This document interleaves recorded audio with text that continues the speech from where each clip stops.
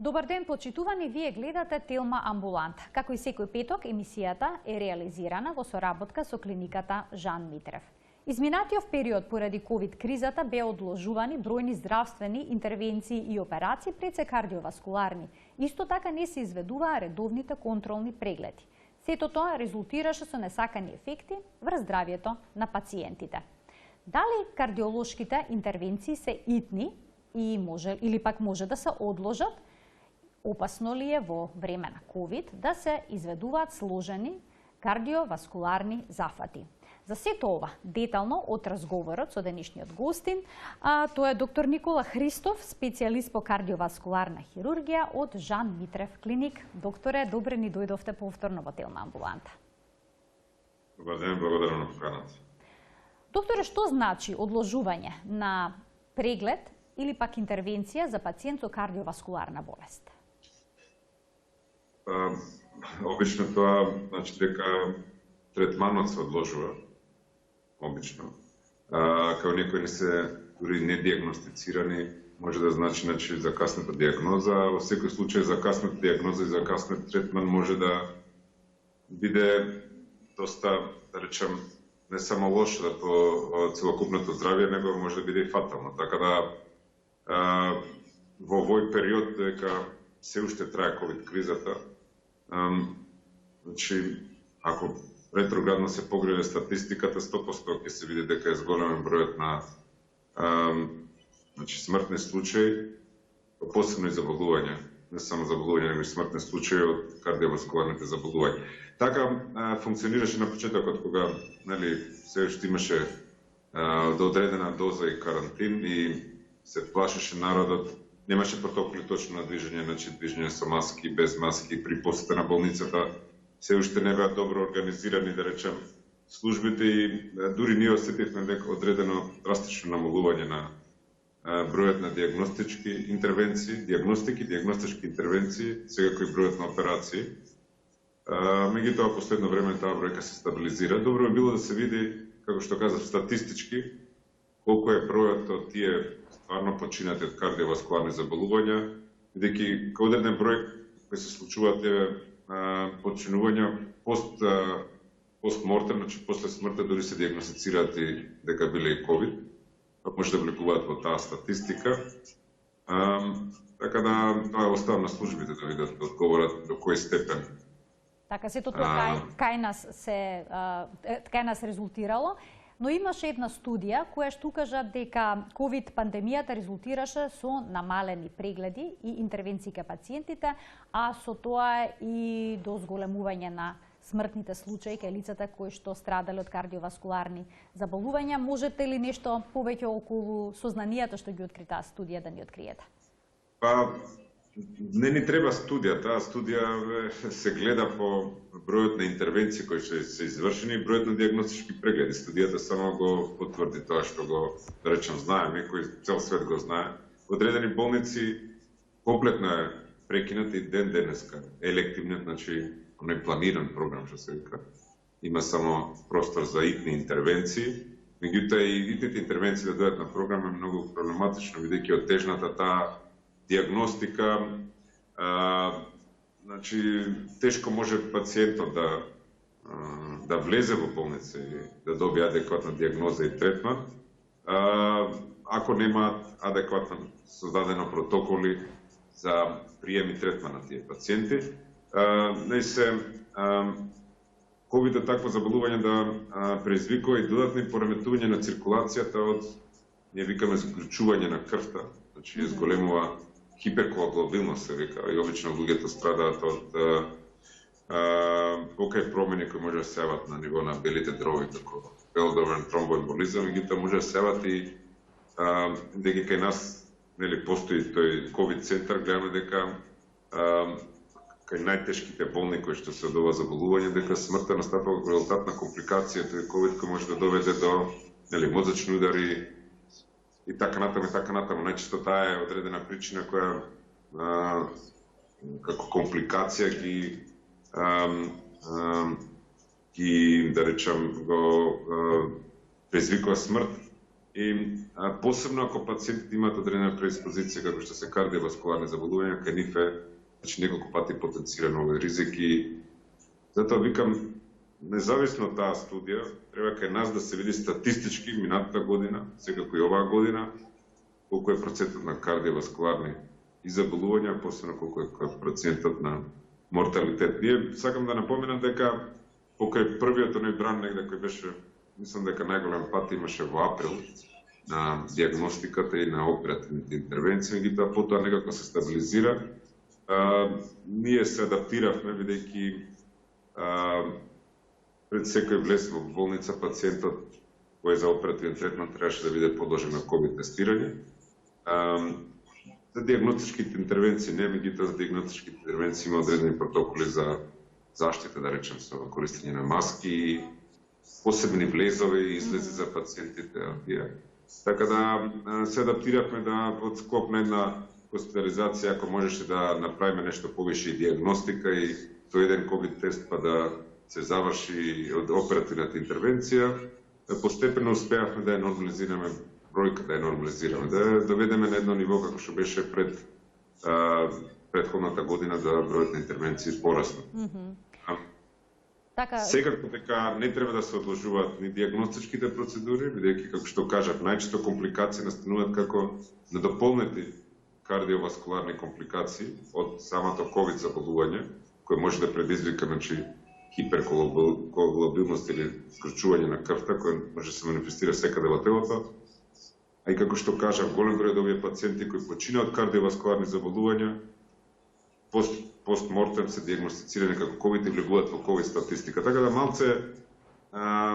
малце е поспецифичен проблемот. Ако имаме шанса да го реализираме ретроактивно, ќе видиме. Сепак би аудирал ако пациентите имаат проблем да дојдат во болница.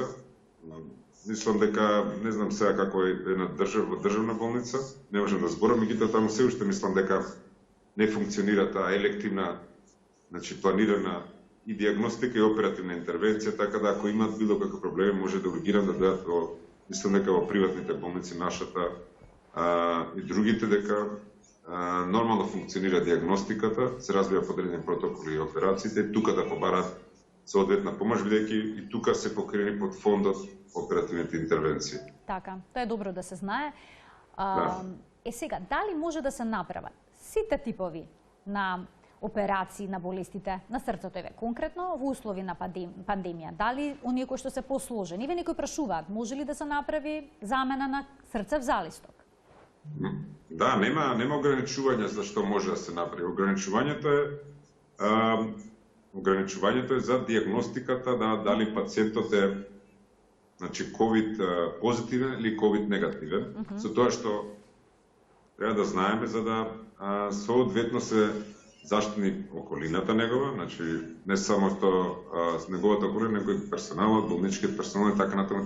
Сега, во зависност од состојбата, во зависност од ако е ковид позитивен, некои операции се одложуваат кои не се, да речам, ако ние го диагностицираме, кои не се толку, да речам, животно загрозувачки, не се посериозни, па се чека време да стане он негативен, па за да евентуално дојава... Така, но доколку е потребна итна интервенција, а пациентот е позитивен? Ние опериравме неколку повеќе, да кажам, 20 на 30 случаи кои беа итни, кои независно ковид потврдени, кои влегува во операциони сали, бидејќи требаше да се спасе животот на тие луѓе, како например руптурирање на аневризми или пак дисекции на торакалната аорта или пак тешки форми на аортокоронарни премостувања, на градна болка која е тотално нестабилна, па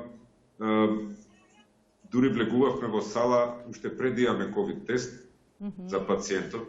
Одредено време треба да се направи ковид тест, меѓутоа според протокол сите максимално заштитени. Сега беше последниот случај пред 2-3 дена на еден пациент кој дојде, така влеговме итно села, дури од диагностика од компјутеризирана томографија, директно се влезе во една операционна сала која е близко до диагностиката, не се качуваше горе во главните операционни сали, да речам.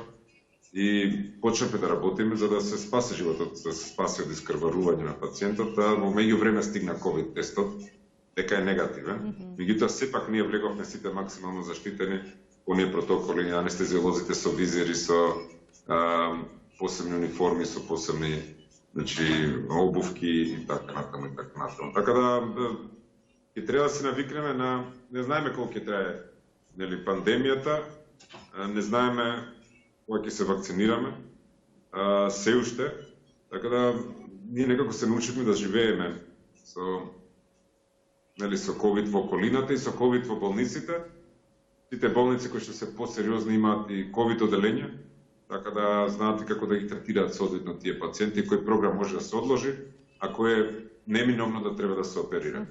А како изгледа постоперативното закрепнување кај пациентите во услови на COVID? Дали е поспецифично? Секако е поспецифично, бидејќи во зависност од формата на COVID заболувањето, може да има промени на повеќе органи, меѓутоа може да нема никакви промени, речам. Може само да биде како некоја блага форма на температура, некоја блага кашлица, или пак воопшто да има луѓе кои немаат никакви симптоми. Што е тука она што треба да се знае, да треба да се диагностицира за да се направи PCR тест, тој диагностицира дека во моментот има да речем вирус во телото и антигени кои и колку е заразен тој се одредува за околината, така да ако еден човек на пример нема никакви симптоми, не значи дека ако вас ве зарази дека и вие нема да имате никакви симптоми, дека вас може да има тешка форма на болеста. Така да постоперативното оправување претежно зависи од колку е нападнат организмот.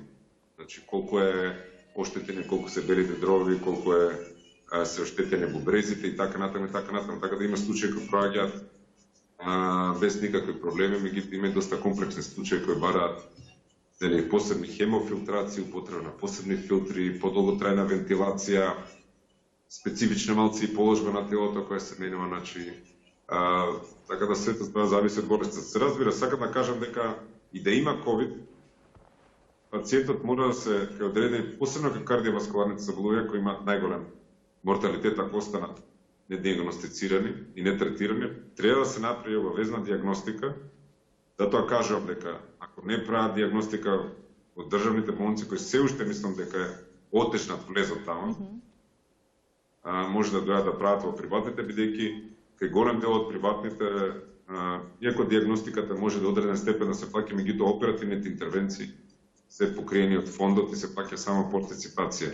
Тоа е за нашата болница. Значи, може и луѓето не знаат, меѓутоа ако има потреба од операција, дури и предоперативната диагностика, ако се направи кај нас, е уклучена од фондот. Да ги покажем... Така да се јават само на телефон и да се распрашаат. Така, многу е важно сите да бидат соодветно информирани. 3076-677 е телефонскиот број на телевизија Телма. Гледачите доколку имаат прашања може да се јават и да го постават своето прашање или пак дилемата на темата на која што зборуваме, а ќе опфатиме денеска неколку теми со доктор Никола Христов, специјалист по кардиоваскуларна хирургија во Жан Митрев клиник. Докторе, споменавте дека COVID вирусот остава последици во однос на кардиоваскуларниот систем, бидејќи ја згручува крвта, но дали влие и директно на срцевиот мускул, може ли да доведе до негово воспаление? Да, може да доведе, значи како одредена форма на миокардитис, значи како одредена форма на воспалување, сепак тоа се најтешките случаи, кои може да доведе дури до значително слабење на срцевиот мускул. Тоа сме виделе кај неколку наши пациенти млади, кои после прележување на ова заболување, ако бил зафатен на срцевиот мускул, е значително ослабена функцијата на срцето и често пати бараат одредени третмани од типот не само на медикаменти, него и механички потпори, за да можат нормално да функционираат, да речеме, секојдневните активности.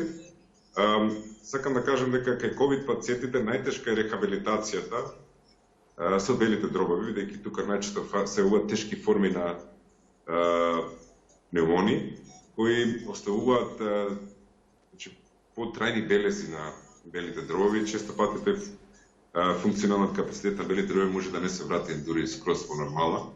Така да често пати тие пациенти знаат подолготрајно да го сеќаат на замор при качување по скали, при подолго пешачење, значи да не може да изврши било каква физичка активност. Не знаеме како ќе биде понатамошното отпробување, меѓутоа гледаме дека голем број пациенти кои има посериозна форма на пневмонија кои биле интубирани, дека опоравувањето на функцијата на белите дробови иде доста споро и често пати бараат и подолготрајна физикална терапија. Значи сето тоа зависи од степенот на каква форма на ковид заболување ќе, да речем, ќе претрпи организмот, дека што кажав, некои може да бидат тотално несвесни дека се болни без никакви симптоми, а сепак да ја прележале болеста, тоа ќе се открие со испитување на антитела. Антитела, така со серолошките тестови.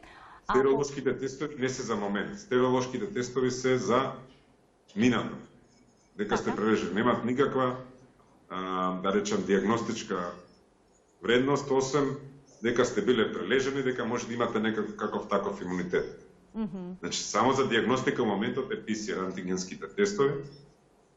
На почетокот на заболувањето се прават доста грешки, да речем, со тие тестови, меѓутоа само PCR е валиден тест за моментот. Тој може да одреди дури колку сте инфективни за околината. Има некои кои повише го продуцираат вирусот, некои кои помалку го продуцираат. Покрај квалитативно, значи квантитативно, односно количината на вирусот која што е присутна во на тестот конкретно. Во телото. По прележан ковид, дали препорачувате пациентите да прават контролни прегледи на срцето? Ехо, магнет на срце, потребно ли е? Да, значи, ковидот, како што кажа, во зависност од формата, може да предизвика оштетување на срцето. Доволно е да се направи еден обичен преглед кај интернист, дури кај нас ако ќе се направи интернистички кардиоваскуларен преглед, за да се види кои степени се затвртени промените. Не мора да има никакви промени, меѓутоа може да има и одредени промени, одредени оштетувања, посебно ако се има одредени симптоми на подолготрајна тоа замор, неможност за искачување на скали, така натаму, така натаму. Другите ги гледаме, значи често кај пациентите тие што се промени на кардиоваскуларните се запушување на големите крвни садови кои може да дадат мозачни удари, може да дадат промени со нозете, да треба да се прават одредени интервенции за да се отворат запушувањата на нозете или пак на каротидните артерии или пак на срцето. Дури и по оздравувањето од ковид може да продолжи таа да речем хиперкоагулабилност, затоа ние препорачуваме да биде малце повише течност да има во телото, значи по-разредена да е крвта и да се пие одредени антиагрегациони лекови подолготрајно, например да се земаат аспирини, па дури ако има некои симптоми или па се покачени дедимерите, се употребуваат и други форми на лекарства за да се спречи коагулацијата. Сега тоа е една вага која треба да се вага, да се спречи коагулацијата до степен, меѓутоа голем број на пациенти имаат и многу инвазивни линии во нив, така да може да дојде до крварење, така да тука треба исто многу внимателно. Многу внимателно и фина е таа граница која секогаш треба да се пази, така да се случува некој дел од пациентите да направат дури хематоми од нивото на заштита што ја даваме, да не коагулира крвта при мали уводи и така натаму, така да една комплексна која се уште и почнавме да ја разбираме, меѓутоа се уште ја немаме комплетно совладано за да дали ќе треба вакцина, дали ќе треба само некој лек, може да има само некој лек кој ќе ја лечи болест. Така. Слично како што е да речем маларијата и така натаму. Така, науката оди напред, се надеваме дека наскоро ќе има повеќе одговори. Имаме докторе гледач на линија, да го вклучиме во програма. Добар ден. Ало, добар ден. Повелете. Сакам едно прашање до докторот да поставам. Секако. Да го прашам докторот дали со специјалистички упат до интернист влегува и преглед на каротидните артерии. Така, ве интересира дали со интернистички упат би можеле да направите преглед на каротидни артерии. Во Жан Митрев клиник, така? Тоа ви интересира? Не, ова од Жан Митрев е? Така, докторот од Жан Митрев клиник. од клиниката Жан извинете. Митрев. Така. Добро, може да ми одговори докторот. Така, во однос на овој преглед кај нив, ви благодарам за вклучувањето во програма. Да, значи да одговорам, не треба упат. За прегледи не треба упат. Така. Значи може пациентка да се јави на телефон, да ја закаже, па дури директно може да дојде. Меѓутоа, подобро би било да се закаже по телефон. Ги има сега, може да го најде телефонот, да ќе го кажам 3091-484, може да закаже преглед за каротидните артерии и не и треба специјалистички упат. Значи прегледите, како што кажам, до одреден степен се плаќаат, меѓутоа ако тие прегледи и снимки доведат до операција, после тоа ги покрива фондот, како еден пакет. Ме разбирате? Така. Да, а фондот, операциите под фондот се покриени. Значи се плаќа само партиципација како на било кое друго место. Така, добро што ова се разјасни. Да пуштиме тука еден блок реклами, а виднаш потоа продолжуваме со денешната тема амбуланта.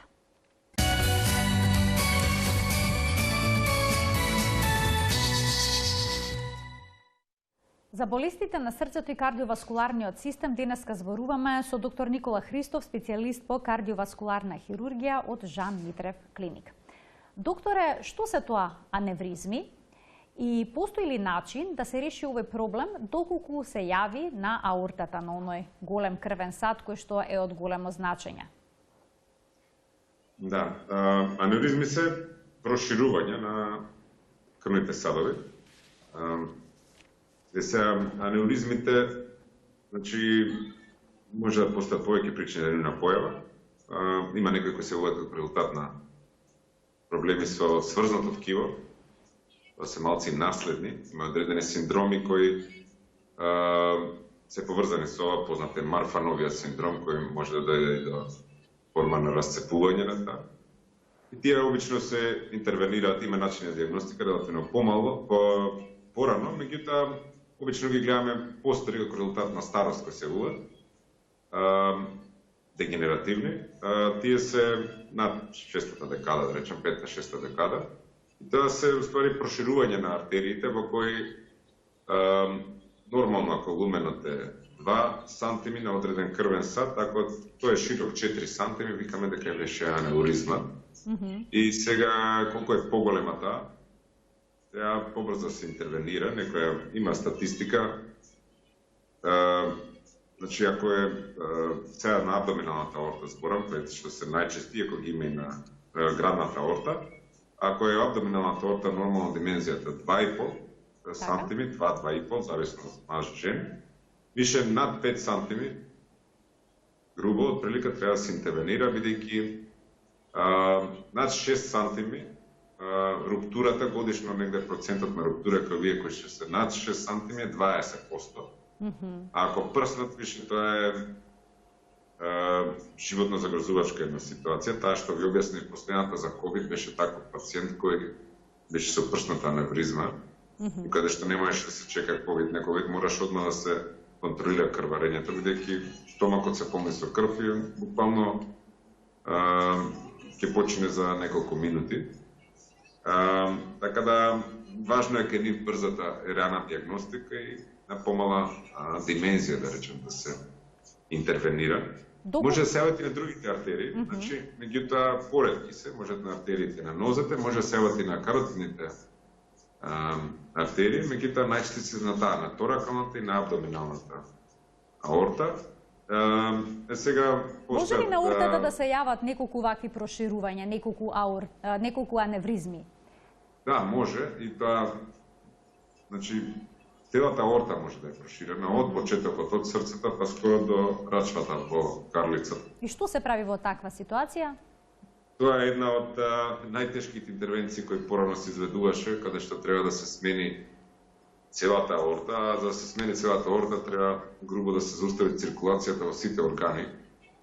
Сега тоа е малце проблематично, за да се заустави циркулацијата, мозокот може да трпи само зауставена без циркулација 2 до 3 до 4 минути, бубрезите, не знам, 20 минути до 30, црниот дроб 40 и така натаму, цревата отприлика исто 30, значи тоа е една најтешка форма на заболување кое обично бараше и големи операции каде што требаше цело тело да се отвори, грубо се вика, од и градниот кош и абдоминалната празмина, па за да се смени таа цела аорта. И сега ние почнавме со еден релативно нов метод, кој први ќе кажам дека е покрен од фондот, значи не се плаќа ништо посебно, само партиципација.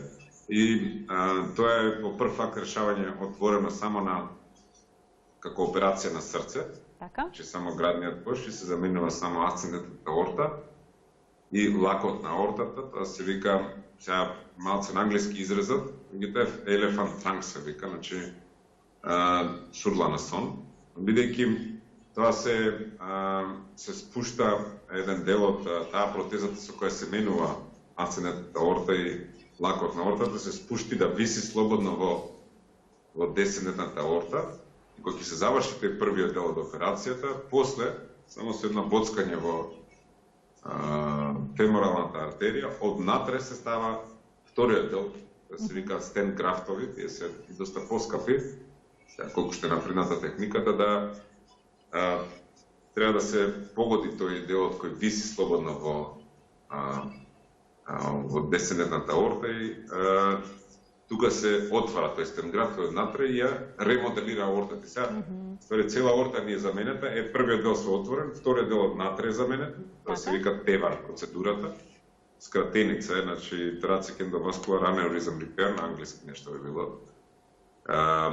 кратеницата, така да тоа е една процедура која до пред некоја година не беше признаена од фондот, до пред една година мислам, до пред 2 години, така да беше доста скапа, зашто претежно тој стент, што се става стент граф внатре е доста скап. Меѓутоа, сега е признаено од фондот, така да имаме начин на решавање на овие најтешки заболувања на аортата кај пациентите со, значи, релативно рутинска прва интервенција, која се вика така елефант транк, и со втора TEVAR, за да се избегнува, значи, одредена операција која пред 10 години траеше помеѓу 12 до 16 сати, се губеше по 10 литри крв, и шансите за успех негде беа 50 до 60%. Значи, ако преживеа, голем број од нив има и трајни невролошки последици, бидејќи се исклучуваат и крвните садови кои хранат кои го хранат медула спиналис, кои хранат рбетниот мозок. Така да тоа почнува да станува кај нас све повеќе рутина и не само што нашите осигуреници ги оперираат, него во последно време има доста пациенти кои доаѓаат од Косово. Се случува и кај помлади луѓе. Се имавме една трудница пред 2 до 3 недели како резултат на висок притисок да дојде до тоа расцепување на аортата, така да се изврши оваква една интервенција која е релативно кратка. Вториот дел е посебно релативно краток, само 1 ден се во болница. Првиот дел 5 до 6 дена се во болница и имаме релативно добар успех, кога која една нова метода, не знам дали некој може заинтересиран од гледачите, меѓутоа има голем број на луѓе кои знаат дека има тоа кои заболување и значи едноставно чека да, како да ви кажам, спратени се само на follow-up да се прати како расте таа анеуризма, нема соодветен третман, дека ако треба да иде во странство, првим фондот не им го покрива, а второ, во странство ако иде да треба се иде па таа операција е доста скапа. Така да сакам да го напоменам дека како една нова метода за релативно нова и релативно модерна, присутни во нашата земја. Така, значи, и многу е подобра од класичната интервенција, како се споменавте, има бројни предности. Доктор, имаме гледач на линија, да му дадеме предност. Се надевам дека се уште чека, бидејќи уште од рекламите добив знак дека е тука. Добар ден. Добар ден. Повелете. Јас се јавам од Битола на 14 децембар. Левата каротида оперирав на 16 десната. Со операцијата на левата каротида све беше во ред. Кога оперирав десната со каротида, ме однесла в соба и таму некој дел остана од тона за дишење И од тој момент јас не можам кога ќе лежам лево, десно или на грб да дишам. Така земам здив као да сум трчал 100 километри, така и ден денес. Сега, то беше 14 со 16, а без понеделникот пак на контрола. Извршено е компјутерско снимање, нема ништо, али јас сепак пак продолжувам со тие проблеми. Докторот, мислам, тој присуствуваше на мојата операција, колку сега го гледам, да ми кажи што понатаму. Така, ви благодарам за вклучувањето во програма. Што понатаму во една ваква ситуација, докторе? Да, што е точно тоа тежното дишење? Обично знае при овие интервенции. Да, сакам да напоменам дека ова е во склоп на тоа адаптација на COVID, да ако има две операции, бидејќи се релативно едноставни, во склоп на една хоспитализација се извршува, за да важи COVID тестот за првата операција, бидејќи се изведува таа во локална анестезија, која е релативно голема операција, меѓутоа не е толку инвазивна за пациентот, така да се прават во тек на една хоспитализација две операции. Обично знае, како резултат на анестезијата или пак оперативната интервенција, да има проблеми некојаш со гласните жици, меѓутоа релативно кај него добар е, значи гласот му е сочуван, тоа се случува понекогаш и треба време да се повлече. Меѓутоа гласот е сочуван, така да не би знал точно од која е причината што има тежното дишење. Очигледно му направиле нова компјутеризирана томографија, колку што разбрав, контрола, и тоа било све во ред. Може на наредната контрола евентуално да му е закажеме порано поставен податоци во режија, па не би можел да одговорам директно се. Не може вака во програма конкретно се даде совет, би требало сепак пациентот да појде на лекар и за да се дадат конкретни совети што понатаму. Гласот добар, не е од гласните жици, тоа не би било проблем со дишењето. Обично тука се е проблем со дишењето. Зашто го има проблем со дишењето, треба да видиме допрва. Така да, евентуално на наредната контрола, кој ќе дое, може и мене да ме побара, и јас, тој ќе го прегледа докторот, ќе синуе, пак ќе видиме што е точно. Така, проблемот. Да. Ајде уште еден гледаш да вклучиме. Добар ден. Добар ден. Повелете. Во вака сакам да го замолам докторот едно објаснување. Јас сум 77 години. Тоа аневризмата стомачна ми е проширена доста, а имав операции и уште може да имам од стопшиката. Они ме натера да ја проверам, нешто пише пред 5 години 37, што не знам колку, а сега е 45-60. Така сега рековте 45, така?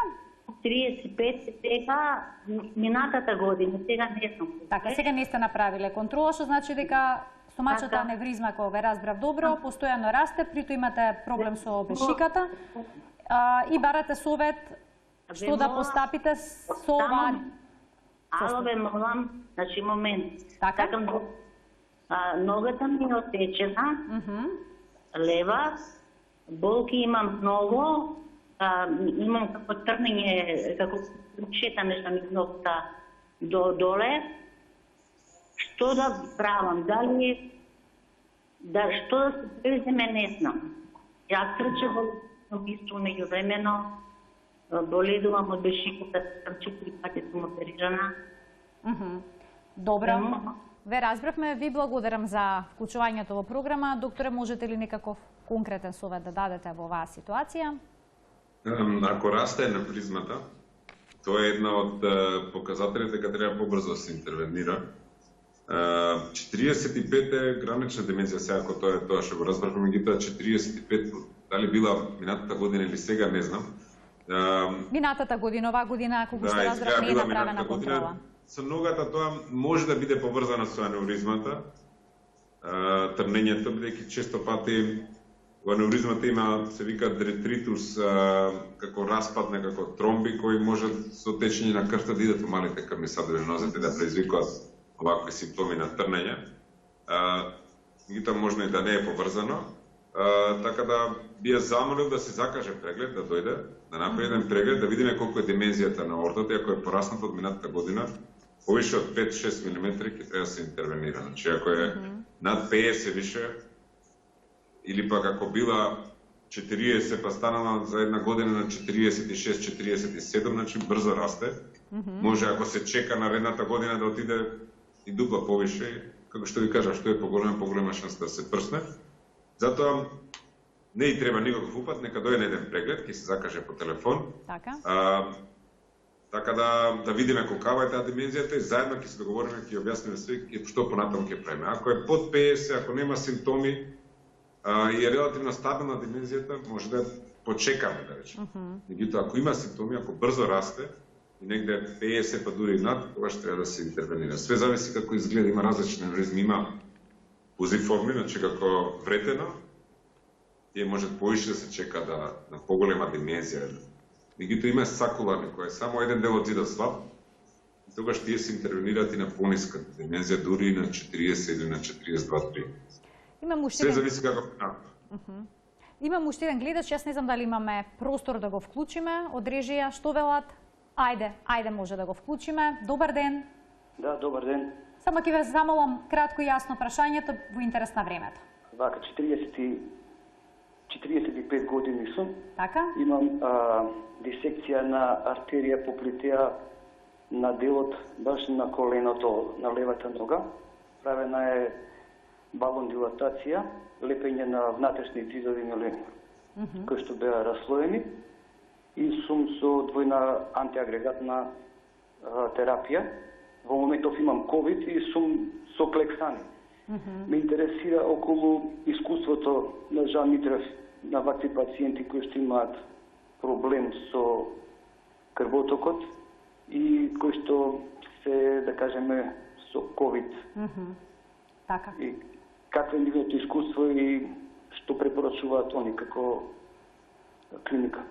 Ви благодарам за прашањето, повелете, докторе. Да, не разбрав точно диагнозата, дисекција, меѓутоа на која... на ако што разбрав, на аортата на коленото, кај коленото. Може да не сум разбрал ја како што треба.